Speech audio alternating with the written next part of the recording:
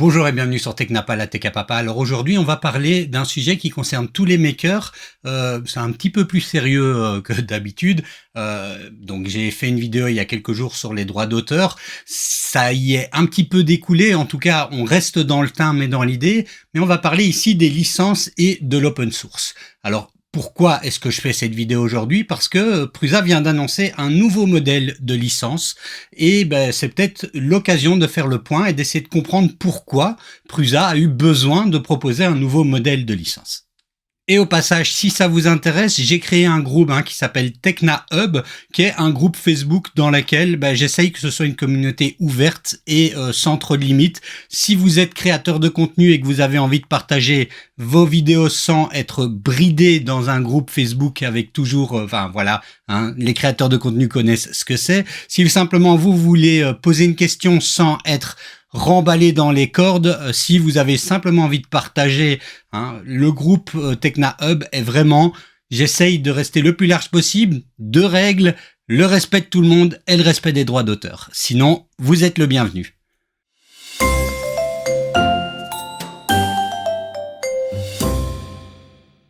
Donc, comme je le disais, Prusa a lancé aujourd'hui ce qu'ils appellent l'Open Community License, ou OCL. Donc, c'est une licence ouverte communautaire.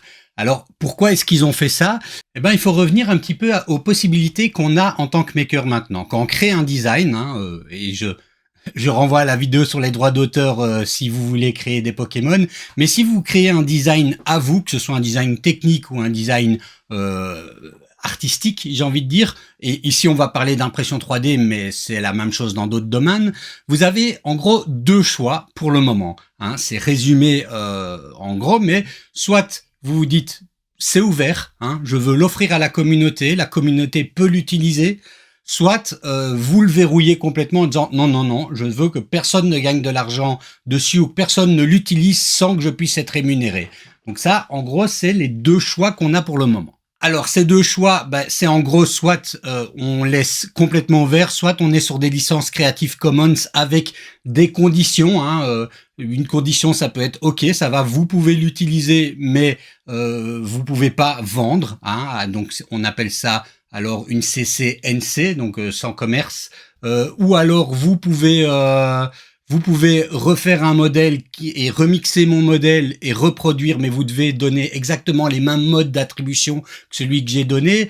Ça, voilà, j'ai fait une vidéo là-dessus, n'hésitez pas à aller voir si ça vous intéresse. Alors deux vidéos, une qui parle de la problématique de vendre des modèles et une autre simplement qui réexplique les licences. Vous pouvez retourner voir. Mais ici, la question qui se pose, et c'est une question qui a secoué quand même pas mal la communauté ces derniers temps, c'est qu'il y a des licences qui avaient été déposées en Creative Commons avec donc normalement des limites d'utilisation et ces licences se sont tournées contre leurs propres créateurs. En gros, ce qui s'est passé, et c'est aberrant et hallucinant, c'est qu'il y a des créateurs qui ont fait des modèles très sympas, qu'ils ont partagé avec la communauté, qu'ils ont juste dit voilà, ça vous le faites comme vous voulez, mais je veux pas que vous fassiez des sous sur mon dos.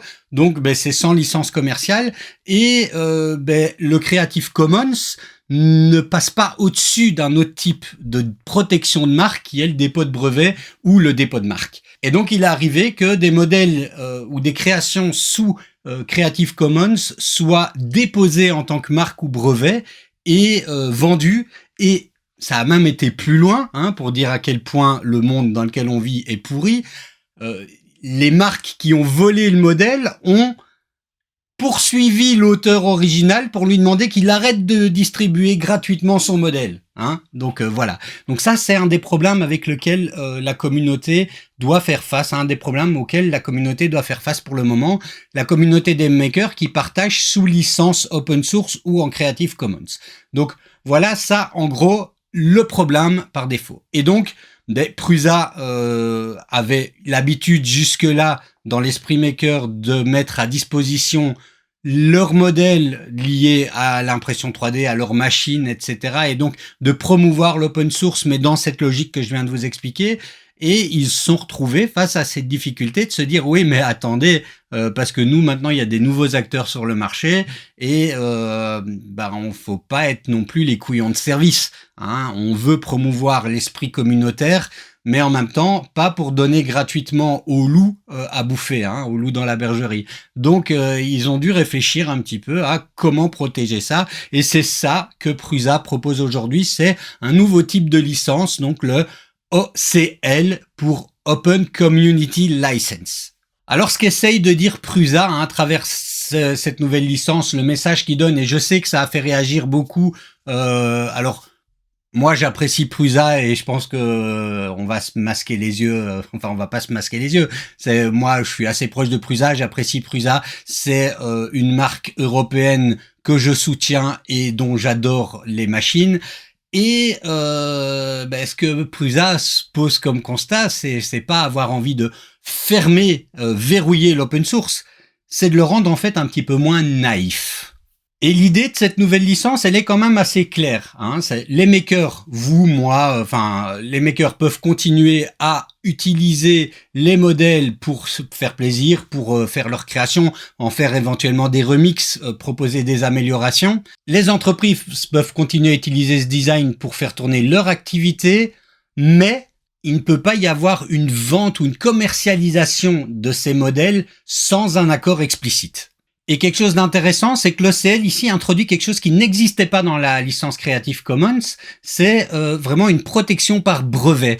Alors, ce point-là, sans rentrer dans la polémique, hein, ceux qui m'ont suivi savent que j'ai été pas mal attaqué, notamment par une société qui dit que je fais des vidéos explosées au sol parce que je raconte n'importe quoi. Et en fait, cette personne, elle a pas compris en fait la nuance entre deux choses, c'est-à-dire entre une œuvre qui est protégée par une licence Creative Commons, comme par exemple le 2013 qui a été l'exemple qui a été attaqué, et une œuvre qui est protégée par un dépôt de brevet ou un dépôt de marque, comme par exemple la licence Pokémon.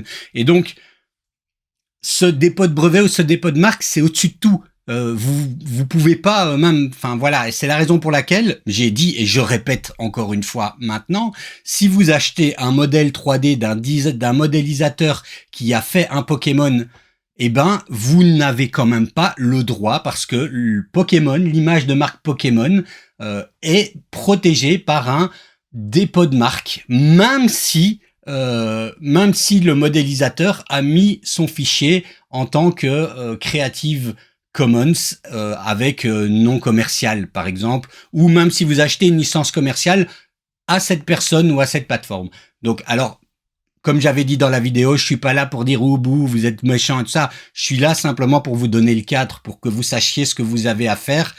Et puis si vous avez envie de passer outre, parce que c'est comme ça que vous faites votre beurre, pour moi j'ai aucun problème, hein. C'est pas toujours respectueux des droits d'auteur, et je pense qu'il faut penser aux créateurs. Peut-être que mon côté fait que je suis un petit peu plus tolérant quand c'est pour les grandes compagnies qui font des millions, que quand c'est un petit créateur qui vit de ça. Mais voilà, ça c'était un petit peu, c'est un petit peu cette différence. Et donc le Creative Commons jusque-là ne permettait pas cette nuance de protection quoi qu'il arrive. Donc c'est ce qu'il faut retenir. Donc en clair, pour le moment, quand on utilise un design sous OCL, on ne peut pas faire semblant de ne pas savoir qu'il est ouvert, puis aller déposer un brevet derrière. Alors ça, c'est pas le maker ou la personne qui vend un Pokémon sur un marché qui faisait. C'est vraiment des gens qui ont un esprit un peu commercial frauduleux, hein, pour faire du business à revendre sur Etsy ou AliExpress ou autre, hein, pour le dire clairement. Mais concrètement, qu'est-ce que cette nouvelle licence va changer pour nous, makers, que ce soit dans les produits Prusa ou dans les autres produits, parce que c'est quelque chose qui va s'étendre, hein, c'est un nouveau modèle de licence qui va s'étendre. Alors si on est un maker, un bricoleur, un bidouilleur, qu'on vend pas, qu'on simplement on prend les modèles, on les remixe, on les bidouille, on les améliore, ça ne change rien. Rien du tout, ça restera exactement comme c'est pour le moment. Si c'est un Fab Lab, un petit atelier, une ferme de print et tout ça, là encore, on pourra continuer à l'utiliser sans devoir payer ou quoi que ce soit, hein. Donc on pourra l'utiliser pour faire fonctionner nos machines, réparer nos machines, améliorer notre process de productivité, et donc gagner de l'argent grâce à ça. Ce qu'on pourra pas faire, c'est vendre un design ou une machine Hein. Ça, c'est pas possible sans un accord explicite.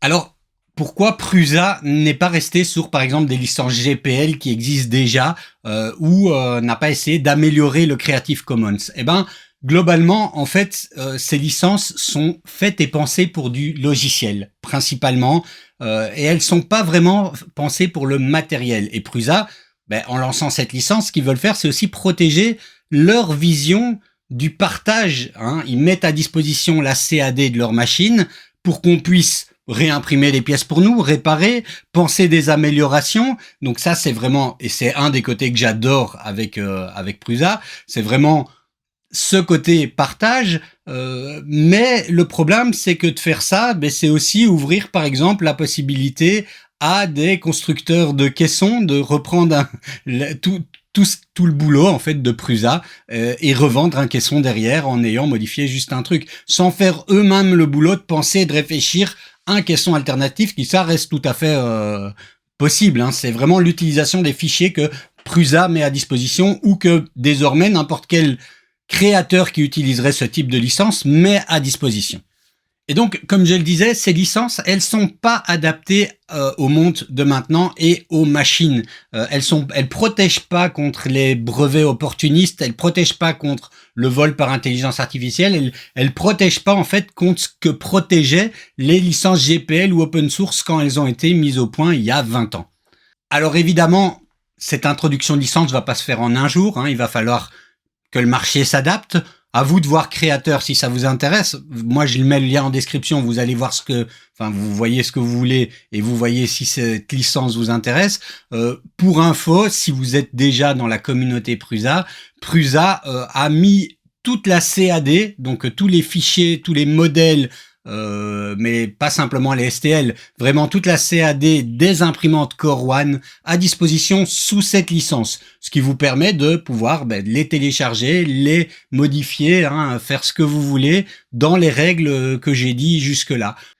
Et enfin, Prusa est pas naïf, je pense. Ils savent que c'est pas la solution miracle et magique. Hein. C'est une solution qui est peut-être un peu plus adapté, mais il y aura de l'abus, il y aura quand même toujours des difficultés, il y aura tous ces problèmes-là. Donc c'est pas la solution miracle, mais c'est un pas en plus vers une solution plus adaptée au monde de maintenant. Donc voilà, à voir. Hein. Moi, j'espère que l'idée qu'ils ont ira dans le sens qu'ils ont envie. J'espère que la communauté de l'open source va. En fait, le risque, moi, c'était le risque que j'avais, c'est qu'à cause, en gros. Alors je vais faire mon gros gauchiste, mais à cause du capitalisme méchant, la communauté des naïfs d'open source dont je fais partie, les makers partageurs dont tout le monde profite, finissent par disparaître. Et donc, on est bien obligé de s'adapter à une espèce de marché qui nous étrangle. Voilà. Donc ça, c'était mon petit mot de la fin. Donc dites-moi ce que vous en pensez. Dites-moi si vous, ça vous dépasse complètement, vous en foutez puisque vous prenez les fichiers, vous les imprimez, c'est pour vous à la maison. Dites-moi si vous êtes concerné par ça, si vous êtes un créateur et que ce type de licence vous intéresse. Donc bref, dites-moi ce que vous en pensez et moi je vous dis à la prochaine.